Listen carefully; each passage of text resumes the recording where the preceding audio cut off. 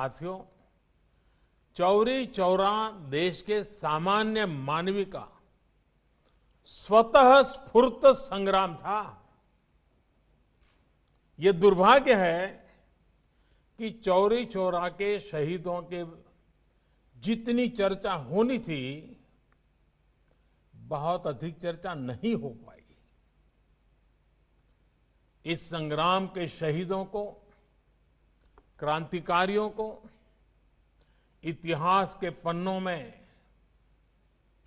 भले ही प्रमुखता से जगह न दी गई हो, लेकिन आजादी के लिए उनका खून देश की माटी में जरूर मिला हुआ है, जो हमें हमेशा प्रेरणा देता रहता है।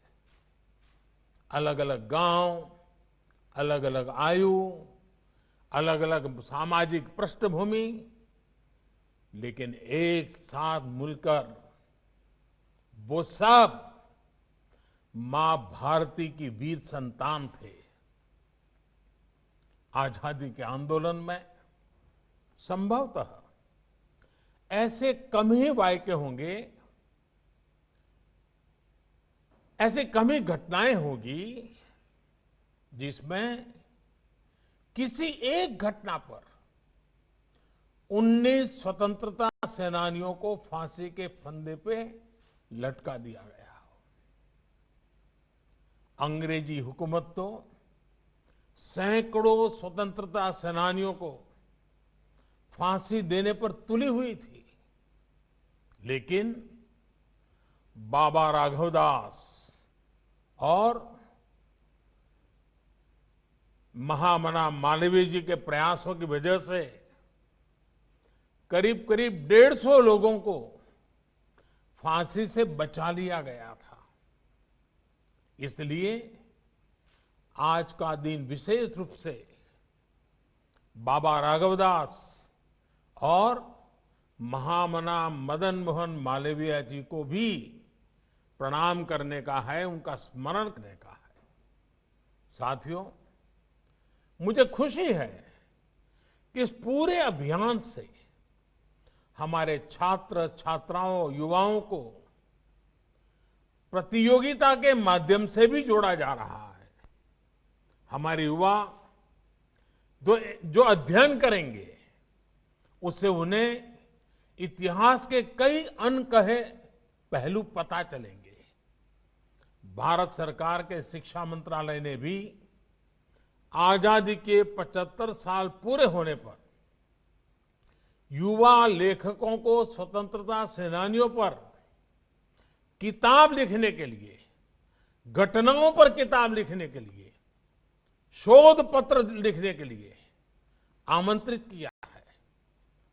चौरी चौरा संग्राम के कितने ही ऐसे वीर सेनानी हैं जिनके जीवन को आप देश के सामने ला सकते हैं। चौरी चौरा शताब्दी के इन कार्यक्रमों को लोकल कला, संस्कृति और आत्मनिर्भरता से जोड़ने का प्रयास किया गया है।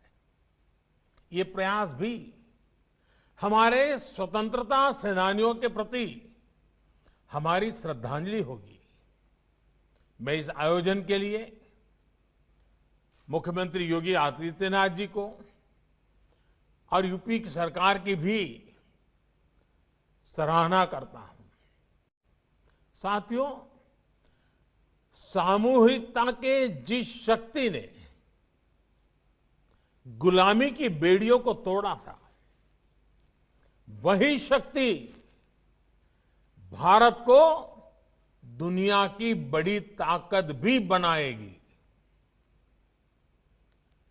सामूहिकता की यही शक्ति आत्मनिर्भर भारत अभियान का मूलभूत आधार है। इस देश को 130 करोड़ देशवासियों के लिए भी आत्मनिर्भर बना रहे हैं और पूरे वैश्विक परिवार की भलाई के लिए भी। आप कल्पना करिए, इस कोरोना काल में जब भारत ने 150 से ज्यादा देशों के नागरिकों की मदद के लिए जरूरी दवाइयां भेजी। आज भारत ने दुनिया के अलग अलग देशों से अपने 50 लाख से अधिक नागरिकों को स्वदेश लाने का काम किया।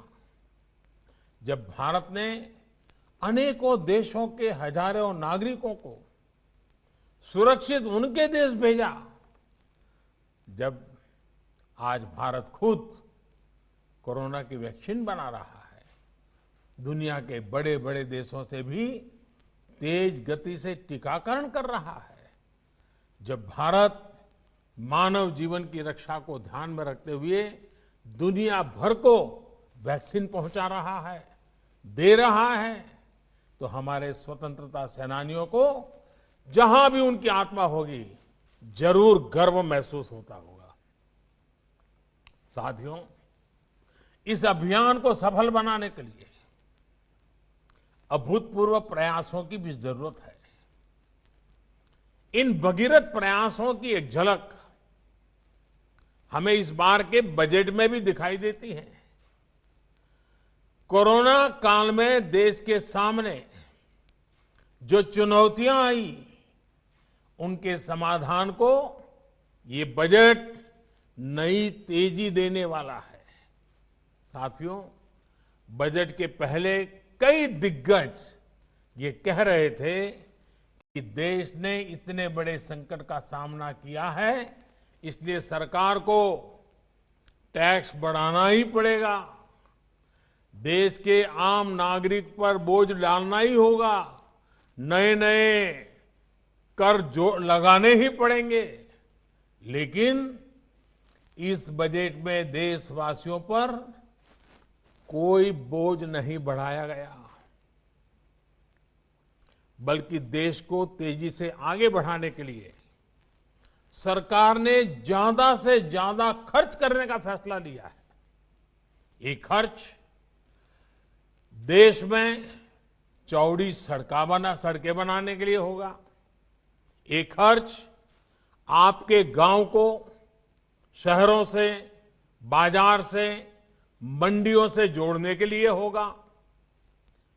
इस खर्च में पुल बनेंगे, रेल की पटरियां बिछेंगी, नई रेल चलेगी, नई बसें भी चलाई जाएगी, शिक्षा, पढ़ाई लिखाई की व्यवस्था अच्छी हो, हमारे युवाओं को ज्यादा अच्छे अवसर मिले, उसके लिए भी बजट में अनेक फैसले लिए गए हैं। और साथियों, इन सब कामों के लिए काम करने वालों की भी तो जरूरत पड़ेगी। जब सरकार निर्माण पर ज्यादा खर्च करेगी तो देश के लाखों नौजवानों को रोजगार भी मिलेगा, आमदनी के नए रास्ते खुलेंगे। साथियों, दशकों से हमारे देश में बजट का मतलब बस इतना ही हो गया था कि किसके नाम पर क्या घोषणा कर दी गई। बजट को वोट बैंक के हिसाब किताब का वही खाता बना दिया गया था।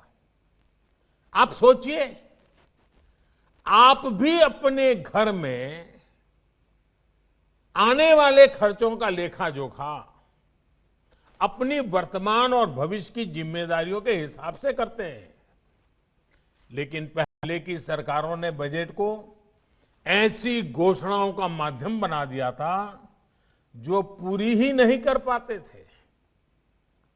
अब देश ने वो सोच बदल दी है, अप्रोच बदल दी है।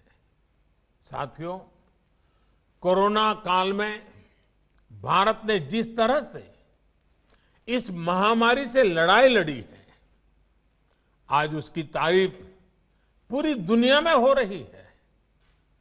हमारे टीकाकरण अभियान से भी दुनिया के कई देश सीख रहे हैं। अब देश का प्रयास है कि हर गांव कस्बे में भी इलाज की ऐसी व्यवस्था हो कि हर छोटी मोटी बीमारी के लिए शहर की तरफ भागना न पड़े। इतना ही नहीं, शहरों में भी अस्पतालों में इलाज कराने में तकलीफ न हो, इसके लिए भी बड़े फैसले लिए गए हैं।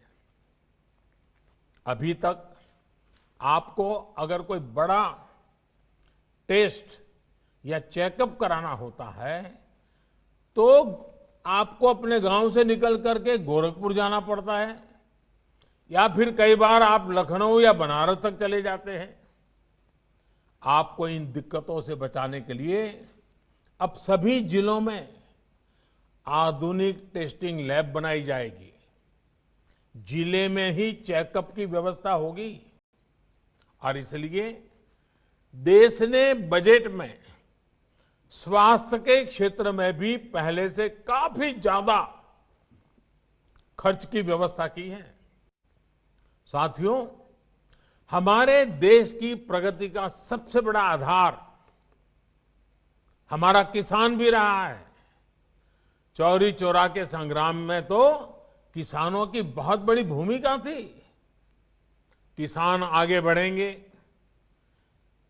आत्मनिर्भर बने, इसके लिए पिछले 6 सालों में किसानों के लिए लगातार प्रयास किए गए हैं। इसका परिणाम देश ने कोरोना काल में देखा भी है। महामारी की चुनौतियों के बीच भी हमारा कृषि क्षेत्र मजबूती से आगे बढ़ा और किसानों ने रिकॉर्ड उत्पादन करके दिखाया। हमारा किसान अगर और सशक्त होगा तो कृषि क्षेत्र में ये प्रगति और तेज होगी। इसके लिए इस बजट में कई कदम उठाए गए हैं। मंडियों किसानों के फायदों का बाजार बने, इसके लिए 1000 और मंडियों को इनाम से जोड़ा जाएगा। यानी मंडी में जब किसान अपनी फसल बेचने जाएगा तो उसे और आसानी हो जाएगी।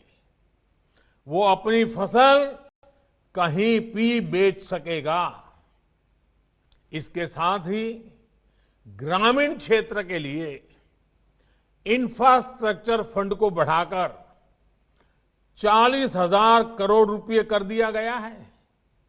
इसका भी सीधा लाभ किसान को होगा।